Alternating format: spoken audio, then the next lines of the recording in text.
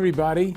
This is Dr. Michael Hirsch hosting another edition of Stay Connected with your Worcester Senior Center. Pleasure to be with you. This is our May 2023 edition, and I have a lot of things that I can talk to you about, but mostly good. We're not talking a ton of pandemic stuff. We're still seeing that really recede. The stats that are coming out of the state and the city are suggesting very, very low rates of COVID right now, very small hospitalization rates. The death rate is coming down, and I really think that we are getting somewhere. So this month is the month that President Biden has declared on May 11th that the state of emergency for COVID will be gone, and I think the state is going to follow suit. So this is about as good as it's going to get right now. So I'm going to get the bad news out of the way first. There is a new strain of Omicron called Arcturus, which is spreading through India. Now, you may remember past episodes, India has been a real hotbed of COVID because there's many, many millions of people in very, very close quarters, very hard to isolate or quarantine. Plus, they had a very low vaccination rate. It's still in the high 30s at best. And they used Chinese vaccine, and that hasn't been shown to be very effective. That's why China had such a big outbreak as well once they stopped their lockdown. So what's different about Arcturus? Well, it's more contagious, so it's another one of those iterations of the original COVID where it's transmissible much more easily. But the funny thing about it is that it seems to have a predilection for young people, and particularly kids. All of the other iterations have been really going through the elderly really fast. But this one seems to have a liking for kids, and it gives them allergy kind of symptoms. They get runny nose, they get red, pink eyes, well, you know, in May, which is our big allergy season because all the flowers are blooming, you might write off an allergic attack like that as just being allergies. But we don't see evidence yet of this having reached our shores in any great numbers. But knowing how the world has been, it will. And whether it's going to take off to the degree that it has in India, where we have much more immunization and native immunity going on, I don't know.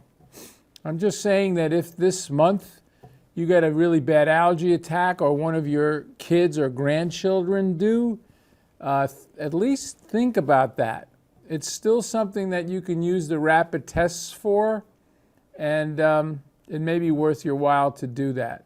Doesn't seem to be causing a ton of hospitalizations in India, fortunately, but these allergy-like symptoms and the itchy eyes and the red eyes, that's something you need to look out for. All right, I promise I'm not going to talk anymore about COVID. There is probably a new booster coming down the pike that is going to be offered sometime in the fall.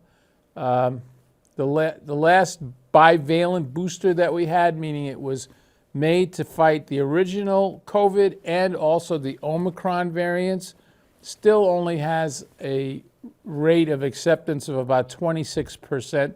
So I'm not sure how many people are going to embrace another booster. But if you're like me, because I'm older than 65 and I'm in treatment for prostate cancer and I have diabetes, I have a lot of check boxes on my level of vulnerability. I'm not going to take any chances. As soon as they come out with one, I'm going to get it. And I would advise you to look at your own risk factors and do that. All right, that's COVID. We won't talk about that anymore because there are other things we can talk about. So May has always been a very pretty month. A lot of the flowers that started opening up in April are now out and blooming. The trees are blooming, dogwoods and magnolias and other flowering trees. And the weather is getting a little warmer, the days are getting a little longer. So May has always represented a merry month, right? That's the old expression in the poems of the merry month of May. So it also has been adopted by a number of societies and organizations as a month of remembrance. So who do we remember in May? Well, May is Elder Recognition Month. So if you're a senior center member, this is your month. This is the month that we recognize the importance you are in the fabric of society, the wisdom that you've achieved, the experience that you've achieved, and the incredible roles that you all play in your families. Really, hats off to you. I just became a new grandpa. I don't really feel like I have that influence in my family, but I think hopefully as my granddaughter, and I have another one on the way in June, gets a little older, maybe grandpa will have a little bit more of that exalted role of wise old elder. Right now I'm still dealing with my kids who, even though they're in their late 30s, still treat me like I'm full of baloney. So that's my own problem. But yeah, so Elder Recognition Month is this month. Also, Arthritis Awareness Month is this month. And I know many of us are suffering from arthritis. I have some in my knees. I know a lot of you are dealing with arthritis issues. The best thing you can do about arthritis, if you feel like you have a joint that's bothering you, is see a specialist and see there's some miraculous things they can do nowadays, from just simple physical therapy to injections of lubricating fluid into your joints to full bar joint replacements, which are much, much safer and last a lot longer than they ever did. Now they can last 20 years. And you feel, after you go through some pain and rehab, like a new person after a while. I've had several friends that have had hip replacement, knee replacements, and it's really quite miraculous how different they are once they're out of their chronic pain mode, which presumably they were just dealing with for many, many years. So that's Arthritis Awareness Month. And in general, the kind of month that it's also been associated with is Trauma Awareness Month and Mental Health Awareness Month. So two huge factors in our public health arena, right? Mental health, wow. You know, we tried for a long time to call it something else because mental health is health, right? We shouldn't really make the separation between mental health and real health. It's not, mental health is part of your health. If you are feeling sad, depressed, if you are having issues with, you know, just not having confidence because you're sad, or not having the ability to interact socially and you're feeling isolated, this affects your whole body. And I think we've done a pretty good job between the Mayor's Mental Health Task Force and some of the efforts of Commissioner Castile in this area here locally in Worcester to try to destigmatize mental health. So, you know, people are becoming also much more generous about their own issues, what they're wrestling with. And, you know, for many, many years, people with an alcohol problem or a drug problem, they would join up with these organizations called Alcoholics Anonymous and Narcotics Anonymous. And I think those organizations did a wonderful job in providing some group support for folks with those afflictions. But I will say, nowadays, the anonymous part is probably not as helpful as being open and out there and saying, here I am. So when you meet some of the folks that are having issues with mental health or having issues with substance abuse or having issues with, and you see that they are productive individuals that are afflicted with a problem that is medical, even though it affects their head, it's a real eye-opening thing, and something that might give other people the courage to step forward and say, I have this problem too. The prime example for me in this arena is Senator Fetterman from Pennsylvania. He's a very tall, 6'8" gentleman who has served in the public arena for a long time, served as lieutenant governor. He fought a very, very hard fight running against Mehmet Oz, who, you know, Dr. Oz, the former cardiac surgeon in the place where I trained in pediatric surgery and surgery at Columbia Presbyterian. He was a medical student when I was a resident there. But even after Senator Fetterman ended up getting into problems with a minor stroke, he still beat Mehmet Oz. And why? Because he was totally open about everything, about his illness. And once he got then to the Senate, he started having depression. It was almost as if the fight to get into the Senate was what was keeping him going. And once he got there, he felt a tremendous letdown. And he felt like he wasn't engaged with his family, and he was in unfamiliar territory in Washington. It was all crashing down on him. And once again, he had the personal courage not only to admit that to himself, but to get himself admitted to Walter Reed Hospital, where he was treated for about a month, and share that whole experience with the public. That's the kind of thing that will help eliminate the stigma more than anything else. Not to be anonymous about the problem, but to actually step up and recognize it. So Mental Health Awareness Month in May, we can take a lot of lessons from Senator Fetterman. He's back at work now, and he's doing fine. And that's how you can deal with mental health issues if you get the proper treatment. Ignoring it's not the right answer. Drinking it away or doing marijuana without really any guidance from a physician, not a good idea.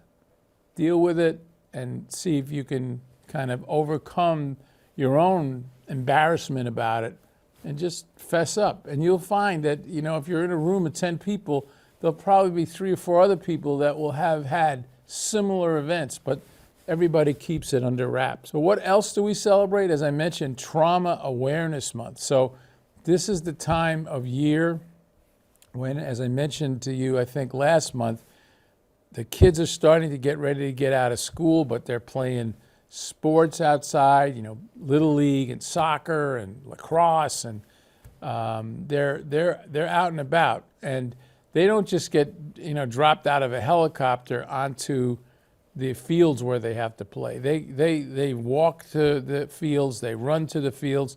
Sure, sometimes their parents drive them to the fields. They're not necessarily the most skilled pedestrians. Some of them, like, see a friend across the street, they burst across the street. Some of them are old enough that they have a phone, so they're texting while they're crossing the street. We don't want the kids to be shut-ins, and we don't want to discourage people to have them in these organized activities, because being part of a team is a skill that they can use the rest of their life. And if they're good at it, they'll be an asset to any organization that they join. But we as adults, as the drivers in those streets that they're running across, we have to just be more aware. They're out there. They're out there, and they can get hit by cars if you're not paying attention. So if you're the one who's texting and driving, or you're the one who's impaired, or you're the one that is just not on your game with the driving, And sometimes some of our elders have kind of lost a step as far as how they're driving. Then you put those kids at risk. So we all have to be aware of each other. We all have to understand that it's all of our responsibilities to be better pedestrians, to be better drivers. We're trying to do our part in the injury prevention program that I run, teaching kids to be more aware of some kind of street savviness. But on the adult side, you also have to be aware. They're going to be out there. And you know, they're commonly getting done with their practices at dusk when the visibility's not so great. Be aware, and slow down, for gosh sake. I mean, you know, these streets of Worcester have been around since, what, 1732 or something? We know that it wasn't designed in many of these streets to handle the volume of traffic and the speed of traffic that we're using on them now. So, you know, if you're not in a dire hurry and it's a nice evening and you've watched the sun go down, you're driving around, you know, what's the difference if you go 35 or 55? I'll tell you the difference. You can't stop suddenly enough to avoid hitting a kid. And you got to respect those crosswalks and make sure that you're not texting while you're sitting waiting for the light and just get that honk behind you and then burst out into the intersection without looking around first, because there'll be kids around you and you won't know it because you've been so engrossed in that all-important text. So that's what Trauma Awareness Month means. It's just kind of raising your level. Now, for the older folks, trauma awareness also comes in the fact that stuff that you do around the house, maybe to clean up your yard, maybe to do some spring cleaning, involves sometimes a lot of standing on step stools, standing on ladders, going up and down stairs, carrying bags of trash. These are areas where falling can be a big risk, and falls is the number one reason that elders will get admitted to the hospital. So we don't want to see you as a patient in the hospital. And that's why we just launched a very interesting program about balance and fall prevention with the help of the wonderful physical therapy students at the Mass College of Pharmacy. It's up at the Senior Center. Their cycle just started. It started between the weeks of April 2nd and April 4th. I think you'll be able to join up soon. And then we can switch the chair. I'm not going to turn around so nobody has to look at us from behind, but we can do that with our other leg as well. So there are things that we can all do at home safely. And this, again, it's worth mentioning again, this showed a 35% reduction in falls. It's a really amazing study. And Rory had mentioned Tai Chi. There's some other things as well. But I hope you like that. This is something that everybody can do at home. Okay, thank you, Joe. And then the other thing that I wanted to mention to you about May, and we talked about this a little bit already in April, was again, this is the time when pollen counts are high, and also we see the rise of the mosquito population. As you know, we didn't have a very severe winter. We had a cold snap for a little while. A couple of polar vortexes came through. But it wasn't that sustained level of cold that kills off the mosquito population. So we're expecting a pretty vigorous mosquito season, and also ticks as well. So again, the 5 Ds: dress appropriately, meaning long sleeves and long pants. Avoid dawn and dusk. Drain any standing water around your property. Use DEET, which is that insect repellent that is not harmful to you, and that will keep you out of trouble 99% of the time. We do have the mosquito control group of Central Massachusetts engaged again this year. They do selected sampling all over the city of mosquitoes, and when they detect a mosquito with either triple E, that's Eastern equine encephalitis, or St. Louis encephalitis, they will, or West Nile, any of those three, they will report that back to the city, and they will make a recommendation for selective spraying in the areas that are affected. When they spray, they usually come around with warning, right? So they tell you to keep your windows closed and your pets inside for like an hour after the spraying. They come around and they spray from a truck. But if it turns out that there's a larger swath of mosquitoes that have been identified as having those diseases, they will essentially use aerial droppings of it's an organic kind of mosquito repellent. And we've had good success. We have not had, knock on wood, a case of West Nile, Triple E, or St. Louis equine encephalitis here in central Massachusetts since we started the program. The three diseases that I mentioned, they're all fairly similar.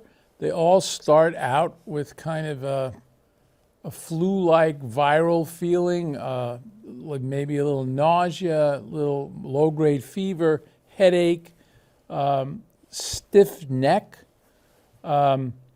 West Nile is something, all three of them really we don't have a treatment for other than symptoms. So we'll give you Tylenol, and we'll give you, special ways of keeping yourself hydrated if you don't feel like drinking. But in general, there's nothing we can do about the actual diseases. The one that we worry about more is Triple E, because that can really give you an inflammation in the brain that makes it kind of unique. So West Nile, not so bad. Triple E, bad. And we'll have to really monitor that as we get into May and then into June. But I think we have a good partner in the Central Mass Mosquito Alliance, because they will be on top of this for us, and that will be a big help. As far as the ticks go, you've got to just really be careful that if you're frequenting a forest or going out with your dog in the dog park, make time to check your dog for ticks and also yourself for ticks. You can reduce the likelihood of getting bitten by a tick by wearing clothes that are not leaving exposed areas around your ankles. So, wearing socks that might pull over your pants, or making sure that you're not going into the high grass. That's where the ticks love to be. And if you do get a tick bite, when you're doing your check, it's not a big deal. Even if you get a bite, generally it's not something we automatically treat with antibiotics. But if by the next day you have this area where the bite was, there's a little bit of a white area surrounded by a red area that almost looks like a target on a bullseye, that's a patient that we might treat with doxycycline. That's the medication we use. And you only need like 4 doses of it, 2 days worth. And that's enough to really stave off Lyme's disease, which is the one that we're most concerned about. There are some other tick-borne diseases too, but they mostly will affect your animals, your dogs and cats, if they get tick bites. So the other piece of that is when you're trying to remove a tick, don't just grab them externally. You have to really get a tweezer or some instrument where you can get really right down to where they have latched on with their little claws. It's actually their beaks. If you don't get all of that out, they can have an ongoing inflammatory reaction in your skin. They might not be able to inject you with their diseases, but they'll still cause some inflammation there that'll be confusing. So, there are these special tick removal forceps. You can get them at CVS. You can get them at, Eastern Mountain Sports kind of stores. And they go right down to the skin surface, and then you can pick them off much more cleanly. May is also a month where you'll be dealing with a lot of maybe family gatherings because it's getting nicer. Maybe you'll do the family picnics and things like that. In our Division of Inspectional Services, this is a time of year where we do start to see more times of food poisoning. Food poisoning from people that are handling the food, having something, on their hands or in the instruments that they were using to prepare the food, or just, leaving the food out too long. Potato salad, for example, things that are very likely to attract insects and other kind of things that will keep a bacterial load growing in there. So we already have several outbreaks going on in New England of norovirus. Norovirus is a virus that creates gastroenteritis, and it's famous for attacking cruise ships. You may have heard of these cruise ships having to, cancel their cruise or isolate, offshore until everybody gets over the norovirus. That's the kind of, gastrointestinal distress that we're talking about. So be really careful when you're handling food. Don't leave the ingredients of whatever delicious thing you're preparing out too long without being refrigerated. And if you do have a big family gathering and somebody gets sick, you should let the other people in the family know, so that if other people get sick within that family, we can kind of deal with the outbreak and what to do for it. Not much to do for norovirus. It goes through families so quickly, but we do try to keep those families from congregating with other families that might not have it yet. So, the last thing I'll talk about is really based on the feedback I got from the April show that we did, where I told a story about my parents in concentration camp and their Liberation Day. So I think about this story a lot, and I hope I don't bore you with it, but I'll try not to.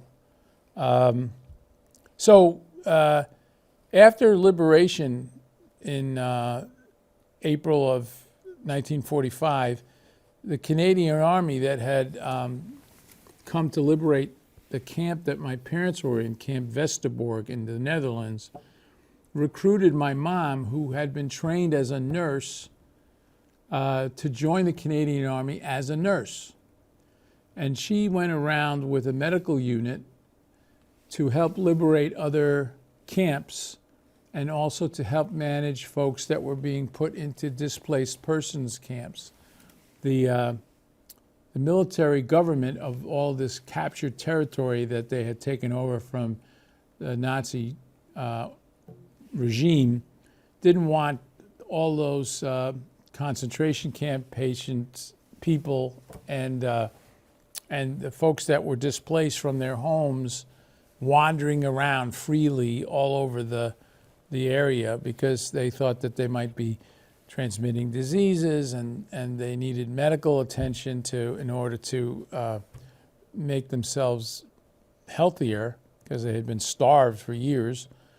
Many of the folks in Eastern Bloc, like Poland, Hungary, they were trying to flee the Soviets and come across the east-west border, and by that time they still had not put up a wall in Berlin like they did later. So there was just a lot of people wandering around. So they were being put into camps. Now, imagine spending 4 or 5 years in a concentration camp, and now you're free for a little while, and they put you back in a displaced persons camp. It must have been very, very sad. And everybody was trying to get their family situation sorted out? Did their parents survive? Did their children survive? The Red Cross was so busy in trying to match up whether parents were alive or not. That might give the displaced people a clue as to whether they were going to go to United States, the United Kingdom, to Australia, to Palestine, which was what Israel was called before 1948. And in my mother's case, she found out about 4 months after the liberation that her parents were alive and living in Brooklyn, New York. That started a correspondence because there was no way really of telephoning then. They just exchanged letters, and they found out that my mother, who was still 20, if she could muster out of the Canadian Army before she turned 21, because she was a minor still, my grandfather, who had been in the United States since 1941, could vouch for her without going through a whole big process in the immigration process that had been set up. So my mother was born on May 1st. And right before her 21st birthday, she got the okay from the Canadian Army to be honorably discharged. She was discharged with the rank of major, and she got passage on I would say more like a steamer. It wasn't a luxury liner or anything like that. She was on a boat with a lot of GIs that were getting mustered out. And the boat landed in Hoboken, New Jersey. And through the correspondence she let her father know where and when she was going to disembark, and she got the letter back from her father that he was going to meet her at the pier. So she had a conception of America like a lot of Europeans did, that it was the city with the streets paved from gold, and that she's going to be met by her dad in a cab, and they would just go. She had a big steamer trunk with all the stuff she had accumulated. They hadn't seen each other since 1938. So that's a long gap to not see your daughter or see your father. And she disembarked from the steamer, and there was this very old man standing on the pier. And it kind of looked like her dad, but she was just shocked at how old he had become. Now, he was a proud Austrian, fought in World War I on the side of Austria, he was a medic. He had gotten Iron Cross for bravery. He'd been gassed with chlorine gas. It wrecked his lungs, and he also had heart disease because of that episode. So he had aged very, very rapidly. He was only in his late 40s, but he looked like he was in his 70s. My mom came down, carrying this heavy trunk, and there was her dad, and her dad didn't have a cab. He said they had to take 2 buses and then a train to get to Brooklyn. And it took about 2.5 hours. My mother was exhausted. She got to the location of their house. It was a 5-story walk-up. They were on the top floor. And, she struggled with carrying this heavy thing all the way up to the 5th floor. And when she got to the apartment, she saw her mom for the first time, and that was a tearful thing. And there was no room for her. I mean, it was a 1-bedroom apartment, and they showed her a couch, and she was going to sleep on the couch. she put her trunk down and she asked her dad, is there a way to get up on the roof? And her dad said, yeah, you just keep going on this stairway that we were on, but just be careful up there. There's nothing up there, you know.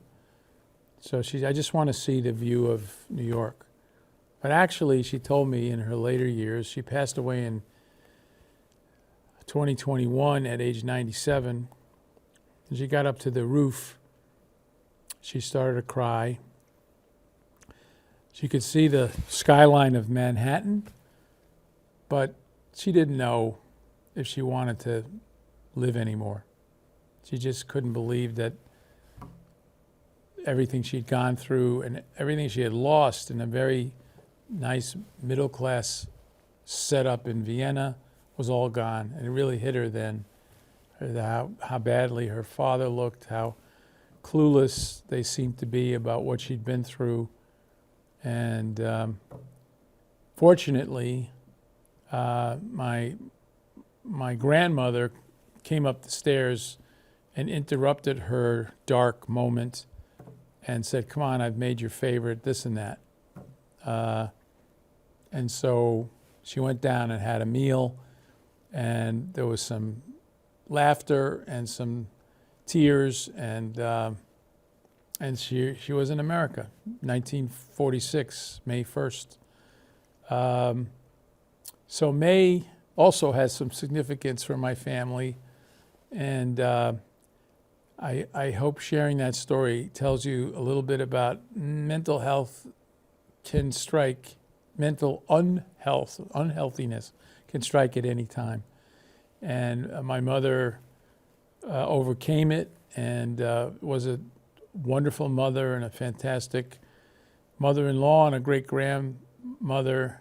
And unfortunately, she didn't live to become a great-grandma, but she was a tough lady and a survivor in the truest sense of the word. So May will always have that significance for me. So she was a Taurus, tough as a bull. Me, I'm a Gemini. I'm born in May as well. The end of the month, the Gemini people are the folks that are looking two different ways, right? Forward and backwards. And that's how kind of I am. You know this. Almost every one of these sessions, I'm telling you something about history. The month of May was named after the god Maius, who was the god of fertility.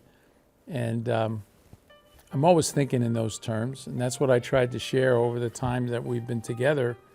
But I'm also looking to the future, and I think the future is very bright here in Worcester, and it's in part because we have great listeners to this program like you that are imbuing your wisdom and your support to your families every day.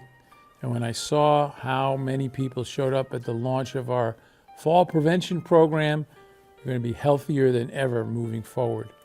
So thanks very much for listening.